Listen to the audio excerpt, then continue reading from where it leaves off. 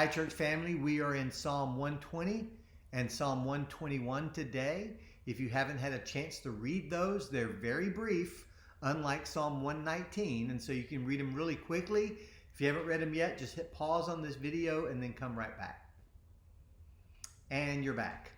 Psalm 120 begins a section in the book of Psalms called the Psalms of Ascent, or maybe in your Bible it says a Song of Ascents. There's 15 of them in a row, Psalm 120 to Psalm 134. These were the Psalms that were traditionally understood to be read or sung or recited by those on pilgrimage up to Jerusalem for those days of festival 3 times a year. And so we're going to read Psalm 121 together. I love this psalm. It says, I lift my eyes to the hills. From where does my help come? And Psalm 121 verse 1 is actually a really easy verse to translate. It's a hard verse to understand because you have to wonder, like, is the psalmist saying, I look to the mountains, where does my help come from? Is he saying, I'm remembering a time, either personally or in the collective memory of the nation of Israel, I'm remembering a time when God spoke to his people from the mountain? Or, is he saying, I'm looking to the mountains around me that provide some level of security? Is that where my help comes from? Like, either way, like either interpretation you go with, the answer is the same, which is this: my help does not come from mountains. Like, he makes that very clear in the next verse when he says, my help comes from the Lord who made heaven and earth. I look to the mountains. Like, does my help come from mountains? No, my help comes from the maker of mountains.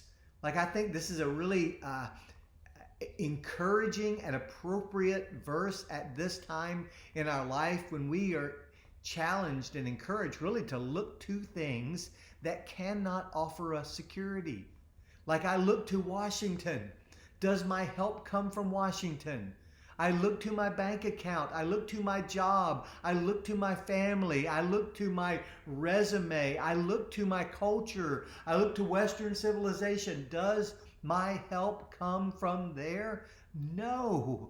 My help comes from the Lord, the maker of civilizations, the inventor of families, the maker of all things. He goes on to say this: He will not let your foot be moved.